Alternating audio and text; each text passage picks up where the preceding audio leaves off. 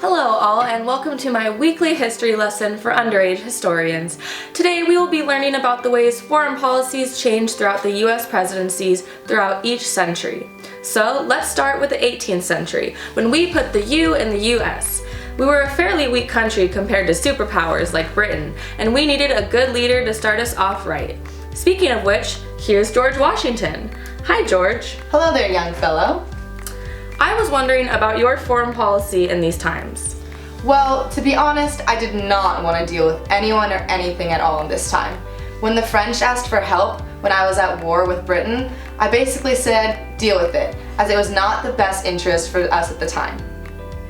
Didn't they help us win the Revolutionary War though? Well, yeah, but whatever. I also drafted the Statement of Neutrality, which basically said that the US will avoid all foreign squabbles and stay out of European politics and make alliances only in emergencies. Seems like a really safe way of living, but it makes sense. It was a brand new country. Thank you for your time, George. Well, as you all saw, the first few years of the US are defined by isolationism, a stay out of it and stay out of here attitude. Let's see what happens in the next century. The 19th century was a turbulent time for our United States. Turns out a lot can happen in 100 years. I have here with me President James Polk. Hi James, could you tell me in 3 words what you aim to achieve with your foreign policy? Bigger, greater, better. All I wanted was for our great nation to reach its manifest destiny and spread from coast to coast. Don't see any problem with that, and neither did the people. They loved our boys from the Mexican-American War. Well, some would say that expanding that rapidly helped escalate some friendly tensions over slavery. Abe, what do you think of that? Well, James's foreign policy was pretty obvious as an attempt to expand slavery into our new American territories, and that's a strong no for me. Everyone, this is Abe, the president who led us through the Civil War before being shot. Sorry about that, Abe. Can you tell us about any of your major goals of the US with regards to foreign policy? Well, we were pretty keen to keep everyone down and out. We did that successfully, if I do say so myself. Not a single country recognized the Confederacy as a nation throughout the war, and everyone officially remained neutral. After the Civil War, America turned even more inward and focused on rebuilding the nation during the Reconstruction period. During this time, there was enough inside fighting that foreign policy was put somewhat on the back burner, until, of course, the World Wars came around. Next, we should talk about how America went through a crisis of self in the 20th century. Here to talk about why the US should have just stayed out of it is Woody. Hi Woody, what do you have to say to the critics who say that you were apathetic to the events of World War I? Oh please, you're making it seem like I did nothing. Isolation, not idiocy. I was just trying to exercise a little patience, protect the fine people of this country. And when I tried to set up an international collaboration after the war, where was the support then, huh? Everyone loves that warmonger Roosevelt, but no one ever talks about good old Woody. Hello, Woodrow. How's that league going? Too soon? Hey, calm down. No, don't worry about him. He's neutral. I cannot stand him. He just stood back and waited.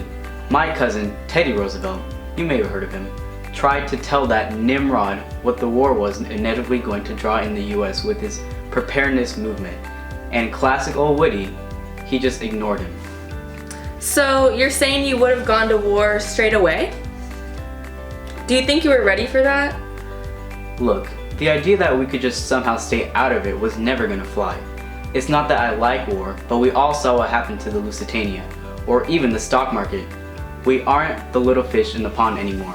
We were destined to be the police of the world.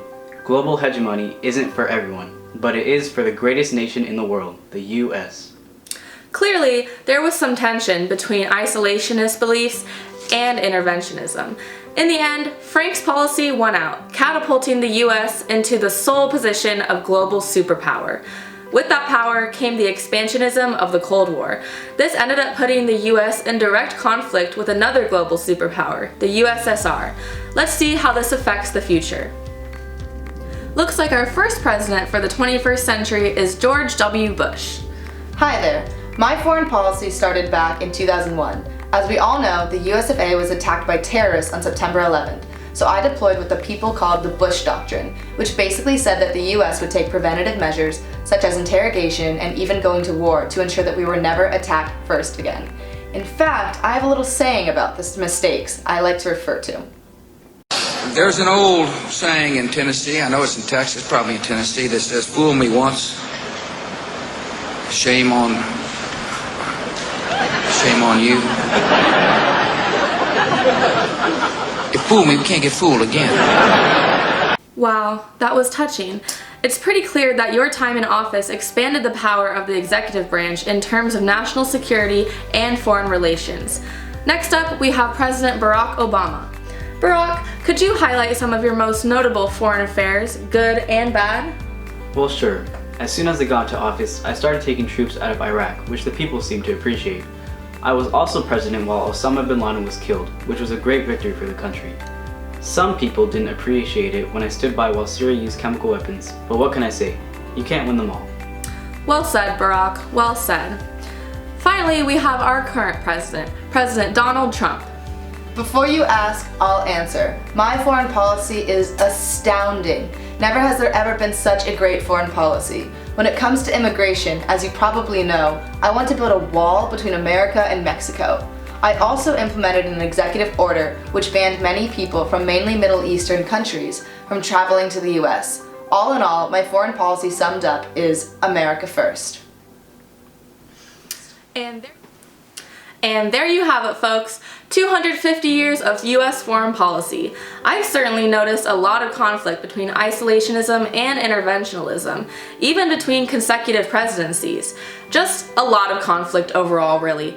But at least that's something we can all agree on. The less conflict, the better. It's just a matter of deciding which policy will lead to that outcome. That's all I have for today, folks. Tune in next week for a lesson on presidential scandals. There were a lot. Bye, guys.